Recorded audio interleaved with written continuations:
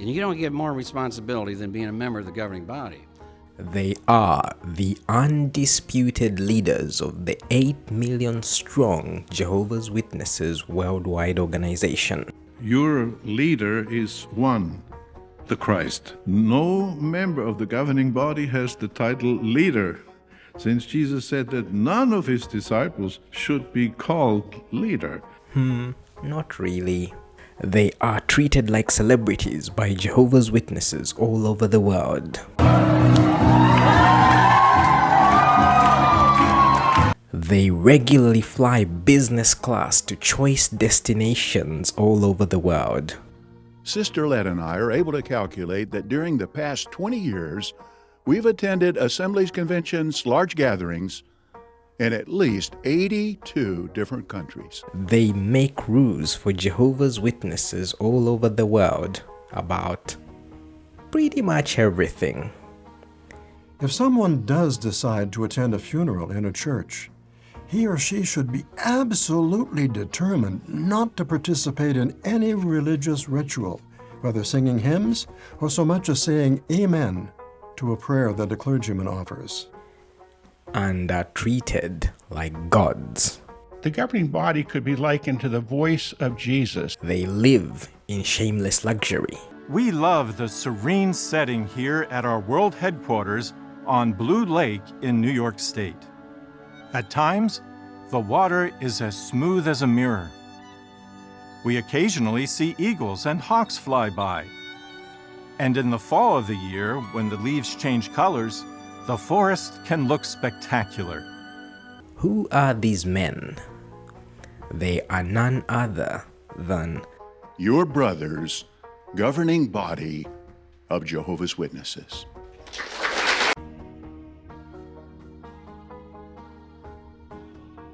Hello, wonderful people of the internet. Welcome back to the Anthony Morris Returns channel. My name is Chaka, and in this video, I will be talking you through 7 important criteria that you need to meet if you wanted to become one of the elite governing body of Jehovah's Witnesses. Before we go into those 7 criteria, I just wanted to give you a brief background or history of the governing body, just so you have context to some of those criteria that I'll be mentioning that you need in order to make it to the top of the Jehovah's Witnesses religion. The governing body themselves, they claim that this institution was established by Jesus himself in 1919, but that is fundamentally untrue because the governing body arrangement did not exist in 1919. In fact, it did not exist until 1971. After Brother Russell, Brother Rutherford became the president of the society, or a human leader at that time. Whereas at the beginning of his presidency, he strongly emphasized his position, he changed his attitude later, realizing he was not to be considered the number one or the leader. From January 1942 to June 1977, Brother Nathan Homer Knorr served as president of the society. Gradually, by divine influence, authority was shifted more and more from the president to a governing body, as the meaning of the term and the function was understood increasingly better. The term governing body was used by us for the first time in the Watchtower of 1944, November 1, page 328, in the article Theocratic Organization in Action. But de facto, in 1944, there was no governing body with collective decision-making in operation yet. A historic change came on September 6, 1971. It was resolved that the chairmanship of the governing body would rotate annually among its members, doing so alphabetically. On October 1, 1971, Brother Frederick William France became the chairman of the governing body for 1 year, according to Proclaimer's Book, page 106 and 7. Starting with 1971, the number of the members of the governing body was raised. Gradually, there were 18 members. When the governing body was formed, it was put in writing that all members consider themselves as equals to others. None were more equal than the others. And the governing body actually was the result of a power struggle between the president of the Watchtower Bible and Tract Society of Pennsylvania and the board of directors. So the way the organization functioned from its beginning was that the president of the society, the Watchtower Society, had carte blanche to make decisions about everything. So he decided what the policies were, he decided what the doctrines were, he decided what the organizational procedures were, and that was the case with all the presidents right from the beginning of the organization. So starting off with the founder of the religion, Charles Taze Russell, who was the first president according to the organization's own literature. He then died in 1916, and he was replaced by J.F. Rutherford. Again, there was a power struggle between him and the other directors of the society, but he emerged victorious, and he just took the organization in the direction he wanted to. And then he died in 1942 and was replaced by Nathan H. Knorr, who again had absolute power to dictate the direction that the organization went into, and he lived until 1977. Now, what was interesting was that towards the end of Knorr's career as the president of the society, a power struggle started between him and the directors. So they were basically claiming that the fact that Nathan Knorr was making all the decisions for the organization was unscriptural, and they were saying we need to make it more in line with the scriptures. So they were trying to take away some of the powers that Nathan H. Knorr had, and Nathan H. Knorr was against these changes, and so was his vice president at the time, who was Frederick W. Franz. But in the late 60s, going into the early 70s, the board of directors started to emerge victorious. And what then happened was that in 1971, they officially formed what they called the governing body. So they had 7 directors of the Watchtower Bible and Tract Society of Pennsylvania, and in 1971, they created what they called the governing body, and then they added 4 more members to that entity. So that was the very first time you could say that the governing body emerged. So if we go into the 1973 yearbook of Jehovah's Witnesses, it gives us a list of the governing body as it existed at the time. And there we have that list. So we have Frederick W. Franz, Raymond V. Franz, George D. Gangas, Leo K. Greenlees, John O. Groh, Milton G. Henschel, William K. Jackson, Nathan H. Knorr, Grant Suter, Thomas J. Sullivan, he was also called Bud Sullivan, and Lyman A. Swingle. Now, of these 11 men that are listed here as the governing body as at 1973, so this was the very first ever governing body consisting of these 11 men. Of these men, 7 of them had previously been the directors of the Watchtower Bible and Tract Society of Pennsylvania. And the 4 that were added to that list to form this newly minted governing body were Raymond V. Franz, George D. Gangas, Leo K. Greenlees, and William K. Jackson. Now, what is interesting is that this governing body was toothless even when it was established. So even when it was established in 1971, it still could not make any decisions. The decision-making power still lay in the hands of the president, and at that time the president was Nathan H. Knorr.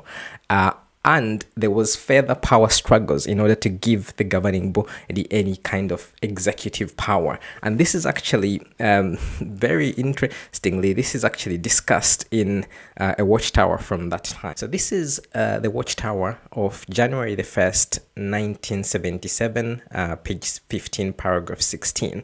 And just reading through this paragraph, it says, to meet further demands of expansion, it was arranged in 1971 to increase the number of order men serving as the governing body of Jehovah's Witnesses from 7, that is the directors of the Watchtower Society, to a total of 11 members. So again, they're not being very honest here. They're trying to make it look like there was a governing body before 1971, but actually that it just did not exist. Okay, in the literature, you do find the expression governing body before 1971, but it was always a small letter G and small letter B, and it was in reference to the directors of the Watchtower Society, and essentially the power lay in the hands of the president. But yeah, they acknowledging what we've just mentioned there, that they created this entity, they added 4 members, brought the number from 7 to 11, and thus began the existence of the governing body. And then this paragraph goes on to say that further expansion to 18 members took place in 1974. So they added 8 more members. So I'm gonna elaborate on that. They added 8 more members in 1974. At that time, Thomas Sullivan was no longer alive, so it didn't increase the number to 19. It increased the number to 18. So they had 10 plus 8, brought it to 18. And then they say it was during the next year, 1975, that one of the most significant organizational readjustments in the 100-year history of the modern-day Jehovah's Witnesses came under consideration. After discussions that continued through most of that year, the reorganization was approved on December the 4th, 1975, by a unanimous vote of the 17 members of the governing body. It became operative from January the 1st, 1976. So this actually, Raymond V. Franz, who was a governing body member at the time, these discussions, as they're referred to, but I think it would be more appropriate to refer to them as debates, controversies, arguments, disagreements. He was a member of the governing body when all this was taking place, and he actually describes in detail in his book Crisis of Conscience the arguments that were taking place between the governing body members and the president of the Watchtower and Barber and Society at the time, who was Nathan H. Noe, and his vice president Frederick W. Franz, who were very resistant to giving any significant power to the rest of the governing body. In fact, there is a quote that I like from that book of Lyman Swingle, who was one of the members of the governing body at the time. I think he was actually the secretary and treasurer of the society, and he said, to quote Raymond Franz, he said to the rest of the governing body when they were having these debates, he said, "We are called the governing body. Let's get governing." So this was, again, in reference to the fact that they had created this entity, but it was a toothless entity. It had no powers whatsoever, and the decision-making still lay in the hands of the president of the society. So this all started to change from 1976. So in 1976, what they did, what they're referring to here as this entity becoming operative from January the 1st, 1976, is they formed 6 committees of the governing body, and these committees had powers to influence certain aspects of the organization. So the 6 committees were the chairman's committee, the teaching committee, the writing committee, the publishing committee, the personnel committee, and the service committee. Those were the 6 committees. And I find it quite interesting that later on, they very quietly and surreptitiously changed the name of the chairman's committee from chairman's committee to coordinators committee. So that now that's what it's referred to. And I just wonder whether when it was a chairman's committee, it still was very much influential over the other committees of the governing body. Maybe the person that served as chairman still had the powers that the president of the society would have had at the time. I don't know, but there is no actual explanation or discussion in the Jehovah's Witnesses literature as to why they changed the designation of chairman's committee to coordinators committee. So it was when they formed these 6 committees that the governing body then could be said to have had become less toothless. I do think, though, that even with these changes that came about in 1976, yes, the governing body members, the individual governing body members, had more of a say in terms of the decisions that were being made by the organization, but I do still think the president still remained very much in control of the organization. So the president that took over from Nathan H. Noe when he died in 1977 was Frederick W. Franz. And I remember even as a kid, everybody knew that Frederick Franz was the president of the society. And when Frederick Franz died in 1992, he was replaced by Milton G. Henshaw. And Henshaw as well, everybody knew that Henshaw was the president. We didn't know all the other governing body members. In fact, even just doing the research for this video, some of the names were completely new to me. I'd never heard some of these names before.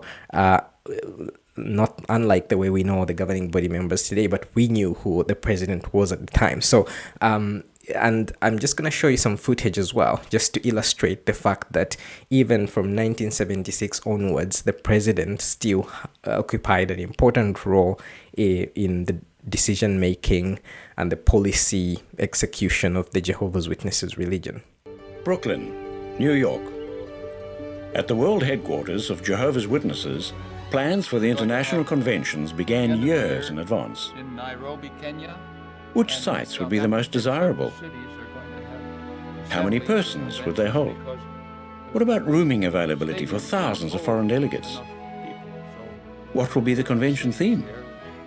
The shift from this one-man rule of the president, I think took place in 2000. So in the year 2000, the governing body members, for various reasons, which I'm not going to go into, stepped aside from being directors of the organization's legal entities, so that Milton Henshaw, who was the president at the time, he stepped aside from being president of the society and he just became a governing body member. And I think that probably made the governing body members more equal at that point. Whereas I think you probably had some kind of, textbook written equality of the governing body, where they're saying we're all equal as the governing body members, but the president was probably more equal than the rest of the governing body. But then from the year 2000, when they scrapped, they didn't scrap the presidency, but they took away that opportunity of a governing body member to be the president of the society, it probably leveled the playing field a bit among the governing body members. In fact, there are some reports that Milton Henshaw was very resistant to this change. Those are unverified reports, I will add. But I also thought it would be helpful for us just to go through the list of the men who have served as governing body members since this entity was introduced in 1971. So we've already gone through the original 11 that were part of this entity when it was introduced in 1971. So I'm just going to go through year by year who was appointed when. And what you find interesting is that it is a very rare occurrence for somebody to be appointed as a member of the governing body. And as the years have gone by, each time they make appointment, they appoint less and less people. Whereas at the beginning, they would appoint a significant number of people at one time. In recent times, they really limit the number of people that they appoint at any given time, although the duration between the appointments still seems to remain fairly the same. After the 1971 original appointments, the next time anyone was appointed to the governing body was in November of 1974, and this was reported on in the January the 15th, 1975 Watchtower. And it lists these people that were appointed. So it says the Brooklyn Bethel family were delighted to learn on November 28th that the following brothers had been made members of the governing body of Jehovah's Witnesses. These will now serve along with those who are already serving in the governing body. And then it says the new members are as follows. So there's W. Lloyd Barry, who at present is branch overseer in Japan. John C. Booth, who is working in the office at Watchtower Farm. Ewart C. Chitty of London, England. Charles J. Feckel of Brooklyn, New York. Theodore Jaras of the United States, who is serving as a circuit overseer. And this one was quite interesting for me because of all the people who have ever been appointed to the governing body, I would say that Theodore Jeffers was probably the lowest ranking at the point where he was appointed to the governing body. So he was a circuit overseer. The others, as you see, they were working in high positions already in the Bethel facilities. And the later appointments, what you will see is that ones were already working in senior positions, like they would be helpers to a committee of the governing body before they came on to the governing body, whereas Theodore Jarrett just went from circuit overseer straight to governing body member. So just an interesting detail there. Then they mention Carl F. Klein of the Brooklyn Bethel, Albert D. Schroeder, who has been serving as an instructor of the Kingdom Ministry School, Daniel Sidlick, who works in the printing plant at Brooklyn Bethel. So you've got 8 automatically appointed to the governing body. So this actually brought the number to 18. So they then list the ones that were already serving at the time. They say the other 10 as follows, and they list them. And from the original 11, the only one that's missing at this point is Thomas Bud Sullivan. So apparently he had died at this point. So there was 10, they added 8. That brought the number to 18. So quite a huge governing body, if you ask me, consisting of 18 members. So then the next time they make any appointments is 1977. So they didn't wait that long. For these appointments, we have to go to the November the 15th, 1977 Watchtower, where they make this announcement. They say on September 7th, 1977, the governing body of Jehovah's Witnesses came to the decision to invite 3 anointed brothers to join with them in service at Brooklyn.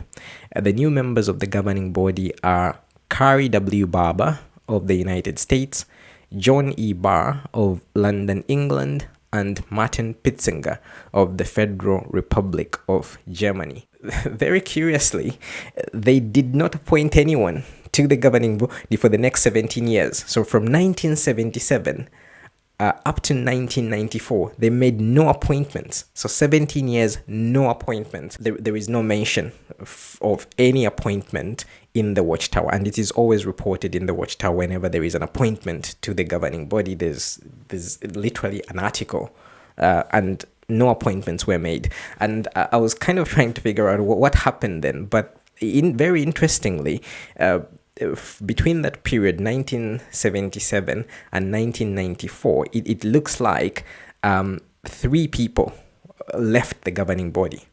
And the 3 that left the governing body, I think we've already been acquainted with these names. So one was Ewart C. Chitty, who was referred to as being from London, England. The other one was Raymond V. Franz. I've referred to him. And then there was Leo Greenlees. Now, in the case of Chitty and Greenlees, there appears to have been some wrongdoing on their part. And I don't have very solid facts on this, as in I can't evidence it, but it appears that there was some misconduct. But the misconduct was potentially involving minors. There is talk of them being of the same sex with these 2 people, and it looks like they were asked to resign from the governing body. I came across an article that said UHC Chitty resigned from the governing body. It seems like they were forced to step down, basically, from their position on the governing body. It seems like they still remain Jehovah's Witnesses. It seems like they still were supported by the organization financially to some extent. But yeah, the knowledge is scanty, but you can look it up online. But these 2 were left the governing body for nefarious reasons. Then you have Raymond V. Franz, who resigned from the governing body because of doctrinal and ideological differences. And he's then gone on to write at least a couple of books that we know of. They famously Crisis of Conscience and In Search of True Christian Freedom. So he was viewed by the organization as an apostate. and they still reference him in talks. They don't mention his name, but you can tell that they're actually referring to Raymond Franz. So this was kind of viewed as something very notorious on the part of the organization. They do report, actually, if you search for Raymond Franz on the Watchtower online library, they do actually report about him leaving the governing body, leaving Bethel. But they obviously don't go into a lot of detail with that. So I think it doesn't take a genius to figure out that probably the reason why there was a lot of hesitancy in appointing any new members to the governing body for a period of 17 years was just the fact that they had so much trouble, and maybe also the fact that when they had 18 members of the governing body, maybe it just wasn't great. Maybe there were too many debates. Maybe they had difficulty coming to any sorts of decisions, and then they as the numbers started to shrink, they decided to just stick with the people they knew. We would never know the reasons. I don't think any of the governing body that are alive now would be able to explain to us why they didn't appoint anyone from that for that period. If Raymond Franz had served a bit longer, say until the 90s, he probably would have been able to elaborate or to shed light on why they didn't appoint anyone for 17 years. We had to wait until 1994 to get a brand new governing body member. And this was reported on in the November the 1st, 1994 Watchtower, and it had a very catchy title, Governing Body Addition. It says, with a view to building up the personnel of the governing body of Jehovah's Witnesses, effective July the 1st, 1994, an additional member has been added to the 11 elders now serving. The new member is Gerrit Losch, and then they go on to talk about his history slaving for the organization. Now, I found it quite interesting. This article referring to Gerrit Losch and his appointment to the governing body, it's very bland, for lack of a better word. They kind of talk about what he's done in the organization and so on, but they don't say much. They don't even mention the fact that he's anointed, whereas all the other articles where they write about an addition to the governing body, they would make a big deal of these people being of the anointed. But for in fact, I think that's the only article mentioning an appointment to the governing body where they don't make fanfare about them being anointed. It was just very matter of fact, like here's a new guy, we've had to appoint him to help us with our workload, and deal with it kind of thing. Then the next time we have people being appointed to the governing body was in 1999. So this was reported on. It was reported on in the 2000 yearbook, and then it was also, there was more detail given in the January the 1st, 2000 Watchtower. The article is entitled New Members of the Governing Body. So it's not just an addition, like in the case of Gerrit Losch. So then they say on Saturday, October the 2nd, 1999, the annual meeting of the Watchtower Bible and Tract Society of Pennsylvania was concluded with a surprise announcement. The 10,594 in attendance or connected by tie line were thrilled to hear that 4 new members had been added to the governing body of Jehovah's Witnesses. The new members, all anointed Christians, are Samuel F. Hurd, M. Stephen Lett, Guy H. Pierce, and David H. Splane. So, again, as I mentioned, they do emphasize the fact that these 4 new members are of the anointed. This is actually quite interesting as well because it was announced at the annual meeting. I don't think that had up until that point ever been done before, where they made the announcement here and 4 new members of the governing body at the annual meeting. I don't think it has happened since. It is usually something that is announced to the Bethel family, and then they put it on in the Watchtower. Nowadays, they put it on the website as well. So clearly this time, for whatever reason, the governing body had kind of gained a bit of confidence. So they'd appointed Gerrit Losch in 1994. They wait 5 years, and then they automatically appoint 4 people, not 1 person or 2. They appoint 4 people. So quite a large appointment. And I think this is the largest ever appointment that has happened since the 1977 appointment of the 3. And then they waited another almost 6 years before they appointed anyone else. So for these appointments, we have to go to the March the 15th, 2006 Watchtower. Again, you've got the article there, new members of the governing body. And they say on Wednesday morning, August the 24th, 2005, the United States and Canada Bethel families connected by video had an exciting announcement, effective September the 1st, 2005. Two new members, Geoffrey W. Jackson and Anthony Morris III, would be added to the governing body of Jehovah's Witnesses. So it's interesting that there is always some kind of a twist in the announcement. So in the case of Geoffrey Jackson and Anthony Morris III, they actually announced that they were being appointed before they started serving on the governing body. So it looks like they had to wait a week before they actually became official governing body members. At the bottom, they mentioned there that all members, all members of the governing body are anointed Christians. Then the next time they make an appointment is into the 2010s, and that was the year 2012.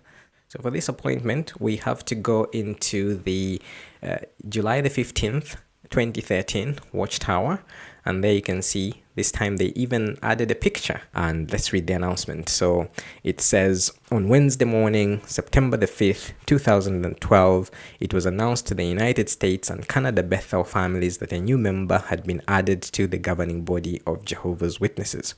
Effective September the 1st, 2012, Mark Sanderson began to serve in that capacity.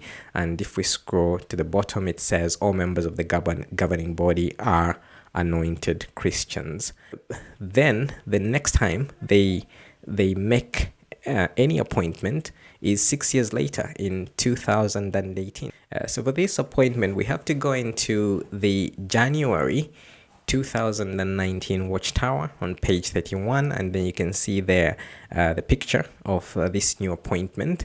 And again, as I said, there's always a twist, because now this time they've even pictured the wife. And let's read the announcement there. So again, it's consistent with the other announcements where it says a new member of the governing body. For whatever reason, Garrett Losch's announcement was very, very awkward. But anyway, the announcement here says, on Wednesday morning, January the 24th, 2018, the United States and Canada Bethel families enjoyed hearing a special announcement. Brother Kenneth Cook Jr. has been added to the governing body of Jehovah's Witnesses. And then they give his history. And then it says here, the governing body now consists of 8 anointed brothers. And the very last appointment to the governing body wasn't until 2023. This announcement appeared in the February 2024 Watchtower, pages 28 to 29, and consistent title, 2 new members of the governing body. And the announcement reads, on Wednesday, January the 18th, 2023, a special announcement appeared on jw.org stating that brothers Gage Fleegle and Geoffrey Winder had been appointed to serve as members of the governing body of Jehovah's Witnesses. Both brothers have a long history of faithful service to Jehovah, and then they've got the 2 appointments there with their spouses. And they give their history there. And then again, consistent with the other announcements, they say the governing body now consists of 9 anointed brothers. And this I found quite interesting, because in the announcement they say that this was announced on jw.org. And it's not just that it was announced on jw.org. They even had a governing body update where these 2 guys that had been appointed were interviewed. It was this was conducted by Ken Cook. So there was a lot of fanfare around that. And the thing I find quite disturbing about this whole thing is when somebody leaves the governing body, they don't even give any detail. Whereas there's a lot of fanfare with regards to the appointment. When somebody leaves, in the case of recently in the case of Anthony Morris III, there was just like a 1-line announcement. And this announcement was not even like it wasn't even made accessible. You had to search for this announcement to see it. It wasn't on the front page. It wasn't breaking news as they usually do. There was no video announcement. It was just hidden on the pages of the news section, and it was removed very quickly as well. It was removed within, I believe it was within less than a week. I think it was like there for 3 to 4 days, and it was taken down. Whereas with the appointment, you have an article on jw.org, a breaking news article, no less.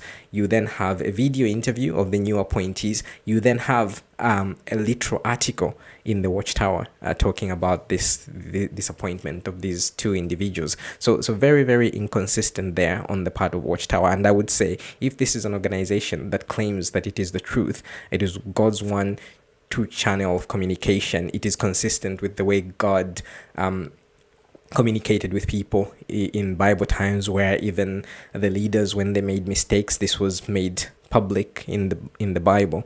Why are they not doing the same with people that do things that they're potentially embarrassed, ashamed about? Why are they not just being public and transparent about it? So I think if you are one of Jehovah's Witnesses, I think that is a really important thing to think about in terms of the transparency of this organization. So that takes us through all the appointments that there has ever been on the governing body, and I'm deliberately using official Watchtower literature, just so that there's no kind of accusations of me making up stuff. I'm showing you the articles. You can look up the articles yourselves. These are the people that have or ever served on the governing body, and I tallied up all those appointments that we've gone through, and in total there have only ever been 33 people. There have only ever been 33 men that have served as governing body members since the inception of this entity back in 1971. So you're talking the last 53 years, there's only ever been 33 people, 33 men out of an organization that's made out of 8 million people, an organization that has hundreds of thousands, I assume, of men who serve as elders all over the world. Only 33 have managed to make it to the very top. So that is quite interesting. And actually, we're going to go through the list of the current members now. But out of those 33, 9 are still serving. So the 9 people that are current governing body members, you could say that's almost a third of the 33 that have ever served on this entity. So it just shows you how hard it is to become a governing body member. It is, I would say, it's pretty much an impossibility. The likelihood is you probably won't become a governing body member if you're a male Jehovah's Witness. So some people have been dismissed from the governing body, but it almost never happens. It almost never happens. So out of the 33 that have ever served, only 4 have ever been dismissed. So we had Ray Franz, Leo Greenlees, Yuwa Chiti, and most recently Anthony Morris III. So it almost never happens that someone is ever removed from the governing body. It is viewed as a lifelong appointment. And these comments by current governing body member Samuel F. Head confirm the fact that it's basically assumed that this is an appointment for life once you're made a governing body member. I asked to retire at 80. The governing body said, "Not until you lose it." I said, well... The other thing that I thought was important to go through with regards to the governing body is their nationalities. So there was a recent video on JW Broadcasting where it was claimed that the Jehovah's Witness religion is not an American religion. Now, some feel that because our world headquarters is in the United States, that Jehovah's Witnesses are an American religion. But that reasoning is like some who say that, well, the Bible's only for the Jews because it was written by Jewish men. But clearly, the Bible's message is for all mankind. And the fact that Jehovah chose Jewish men to write it down for us doesn't limit its message to just Jews. Likewise, the fact that Jehovah chose the United States as the location for world headquarters doesn't mean that Jehovah's Witnesses are an American religion. Jehovah's Witnesses are not an American religion. But actually, they composition of the governing body seems to undermine that statement completely, because by far the majority of people who have ever served on the governing body have been American. Now, I'm just going to take you through the people that have not been American on the governing body. So this is in no particular order. So you had, I guess if there was some kind of order, it's maybe the order in which they were appointed to the governing body. So you've got George D. Gangas, who apparently was Greek. You've got Leo K. Greenlees. From what I could see in the Watchtower, he was from Canada. That's his origin. You've got W. Lloyd Barry, whose origin is New Zealand. Then you've got Ewart C. Chitty. It says he was from London, England, so I'm assuming he was English. You've got John E. Barr. They also say he was from London, England, but actually if you dig a bit deeper, he was actually Scottish, but well, he was from the United Kingdom, put it that way. Then you've got Martin Poetzinger, who was German. Gerrit Losch, who is Austrian. David Splane, Canadian, and then you've got Geoffrey Jackson, who is Australian.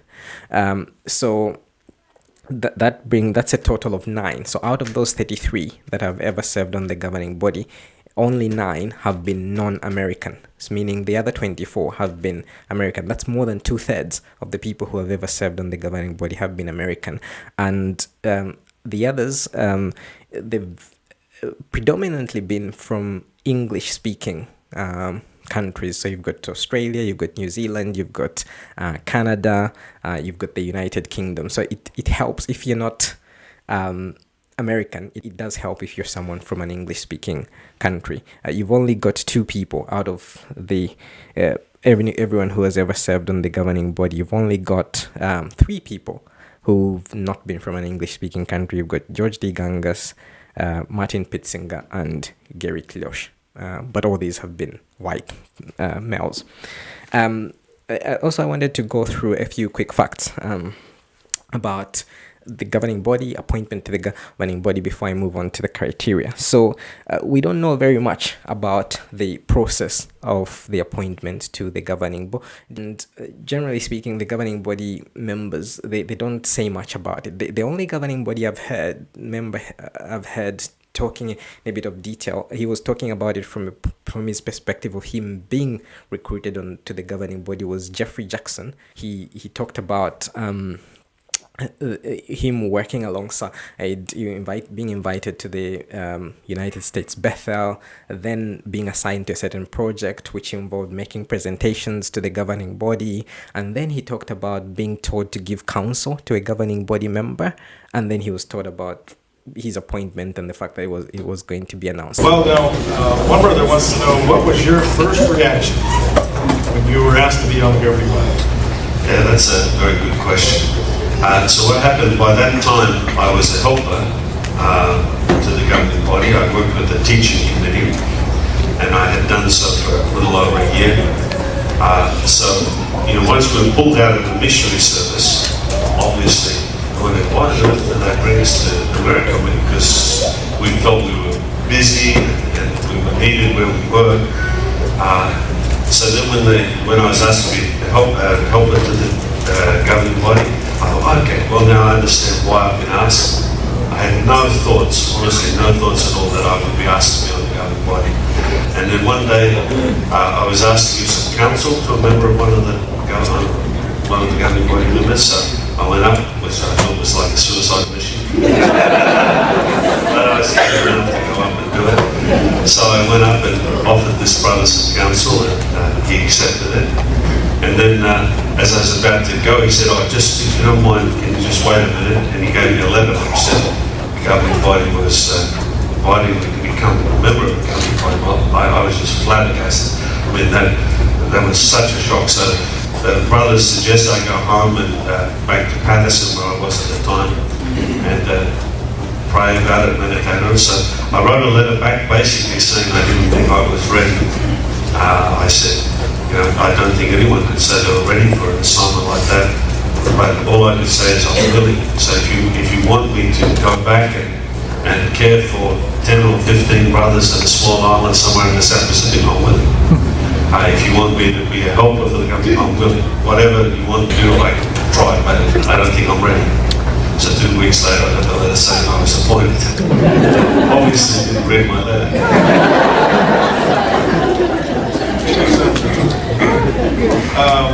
What about your wife? What was her first reaction? Well, let me just say, in the letter appointing me on the governing body, it had in bold, italics, underlined. You can't do much more in Microsoft Word than bold, italic, and underline. It said, do not tell your wife under any circumstances. So 6 weeks later, the announcement was made. So for 6 weeks, I had to live with this knowledge that I was appointed on the governing body. My wife at that time said, now will we change the curtains? Can we just hold off on this decision? Can we do this? So anyway, so I wondered myself, why did the brothers make such a point of not being able to discuss it with me? And the answer was that, you see, it was her first lesson to learn that she is just still one of the Bethel family, so she would hear the news the same as everybody else at that time. And that was very appropriate. But what happened is, as I said, she's been quite sick, so she doesn't always come to breakfast in the morning. So I knew that the brothers told me the announcement was going to be made on Tuesday. So the night before I said, well, do you think you can come to breakfast tomorrow morning? Oh, yeah, I think so. So I woke up early and like I always do this, do the washing up and get everything ready in the room. Anyway, so I got into breakfast and they didn't make the announcement. Well, that's what I wondered what had happened. So what had happened, the brother was the chairman, Brother Losch. No one had given him the announcement to read. He thought it was going to be on Wednesday. So the Wednesday morning I had to get up again, get everything ready for my wife to come down. And because she was having chemotherapy, sometimes you have a coughing fit because of the problem with the throat. So just as they're finishing the program, she has a coughing fit, so she goes outside to wash her hands. And she's coming back up the steps and she's waiting to see when's a good time to come back in, and that's when they make the announcement. So she said she started crying, and anyway, she's come to good. I think it's fairly obvious, especially in recent times, that they would not just appoint somebody, they would first of all make this person work closely with the governing body, or at least with a committee of the governing body. Then that probably gives them a chance to observe this individual, whether they're suited to being appointed before they actually make the recommendation and the eventual appointment. That's definitely the way it seems like. I don't know if they have any kind of like a book or a document with some guidelines as to whether as to what information to consider when appointing somebody. I guess if such a document exists, I think one thing it definitely says is this person has to be of the anointed, or they have to claim that they are of the anointed. There's another I think there is also a very common misconception. I've heard this from other fellow XJW YouTubers, even kind of prominent and experienced veteran YouTubers, you could say. They kind of seem to say, well, Geoffrey Winder and Gage Fleegle were fast-tracked. They skipped over some of the veteran helpers to the governing body and selected them. Well, it doesn't really work like that. They governing body, they don't select governing body members from the existing pool of helpers of the governing body, because if you look at this is talked about in the Proclaimers book, the 1993 Jehovah's Witnesses Proclaimers of God's Kingdom. The reason they instituted the arrangement of the helpers, the governing body, was at the time they thought that the number of the anointed ones was just going to shrink and shrink further, and the governing body could not carry out the workload that was needed for them to accomplish with the 6 committees. They didn't have enough anointed people to fill the spaces on those 6 committees. So that's why they found some obscure Bible verse and twisted that verse about the Nethinim. These were like non-Israelites that were co-opted into priestly duties, and then they said this justifies our appointment of people who are not of the anointed class to be helpers of the governing body. So that's when this arrangement came in with the helpers. It was never with the idea that these helpers would ever become governing body members. The governing body also appoints helpers to assist them. This was instituted in 1992. Each of the governing body committees has helpers. There are over 30 helpers now. They participate at the meetings of the governing body committee to which they were assigned. They do not share in decision-making, but are offering observations and suggestions, and also they carry out the decisions made by the respective governing body committee. So what happens actually now is that when they and it's very clear when you look at when they describe the appointment of any new governing body member, when they want somebody to be a governing body member, they first of all appoint them to a committee of the governing body, but they don't appoint them for long. So they're not on the committee for like 5, 6, 10 years.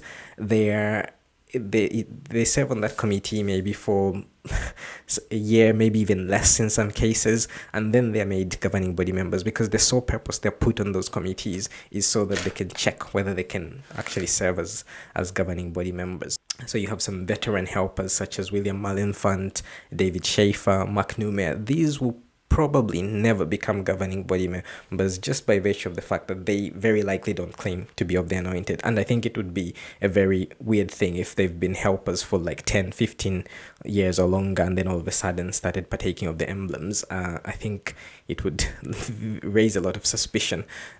So take that out of your minds.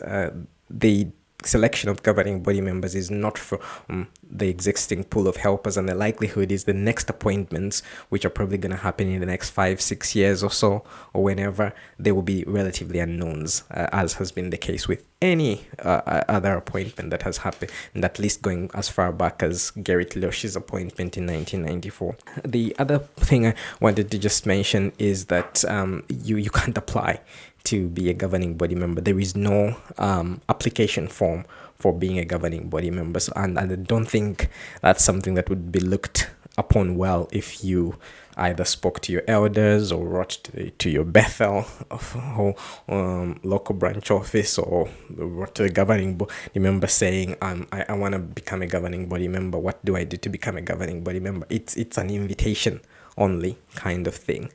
And as I've mentioned earlier, the appointment is for life. And I think they have reasons for this. I would say 2 main reasons why the appointment generally is for life. One reason is when you're appointed that position, you then enjoy all this luxury, you enjoy all this power, you enjoy all this prestige. So who would want to give that up? Who in the right mind would want to give that position?